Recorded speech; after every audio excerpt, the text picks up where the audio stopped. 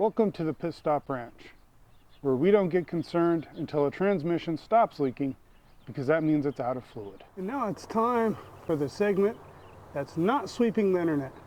Let's get real about old steel. Today, we're going to try and figure out the mystery of the missing gasoline. This is my 1968 Pontiac Lemons, vehicle I've owned the longest and one I drive the most. Recently, it seems that the fuel economy, though not strictly tracked, but just by anecdotal observation, seems to have gone down the tube, so to speak. And has gotten to the point where a quarter of a tank will disappear in 24 hours, even though it doesn't take 5 gallons to go 5 miles to go get a burrito. Either one of my neighbors is siphoning gas, which I don't think that's the case. I would be surprised if it is. Or the waft of gasoline in my front yard is 5 gallons at a time being absorbed into the ground from under the car. So let's dig into it and try and figure out what's going on.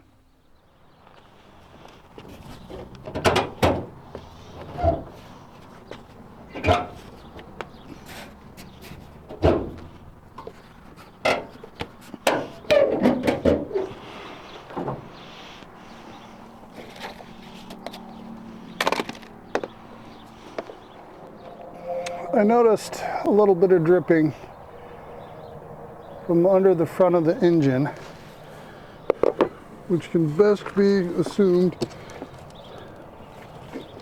it's from the fuel pump. There's no obvious leaking though, so I went ahead and got some new fuel lines, because the old ones are soft and spongy and really kind of bit rough shape. So I think that's most likely what my issue is. So I am going to go ahead and remove them. New week, same problem. But we actually have figured out what was going on. Though replacing the lines was some standard maintenance and joy of owning old vehicles, because those old lines were soft and gummy, figured that out. The problem is when the car is sitting slightly nose down, where as it does where I normally park it, it just dribbles gas right out of the fuel pump. So new fuel pump time.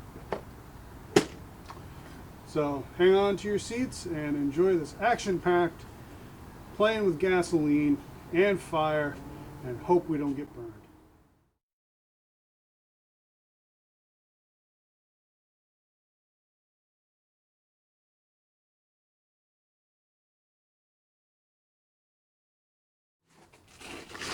Now, because of that longer body on the fuel pump, we have an issue with our fuel line that goes up. It's not long enough. So our next step is to try and figure out how we can stretch this.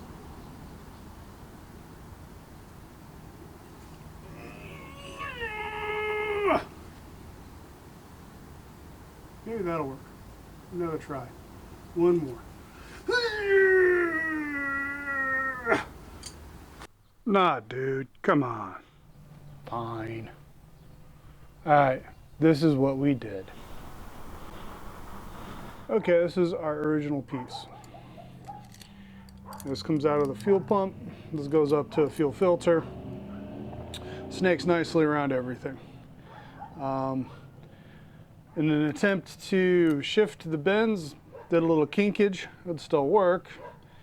Did a little damage here and there, probably still seal, but it's still short. to new rod or new line bent to shape. And then we have to move that fitting to that end. Let's get going. Okay, we're getting there. Let's just see how bad this is.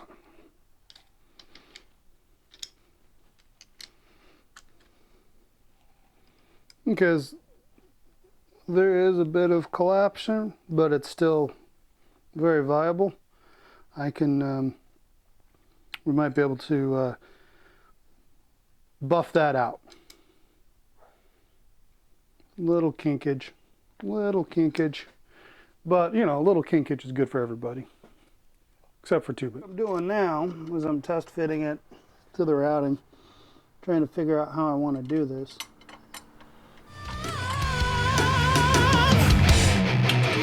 Let me go, one more time, where we can be free, where every motherfucker in this motherfucking place can just be, and just be,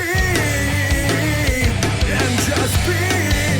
The lies they grow, that flow across the sky, better find a mountain and climb up way up high, and agree, and agree. There you go, easy peasy, just like that. It's ready to go. And would you look at that, it's in. Though you can't see it very well. I hope you enjoyed this video.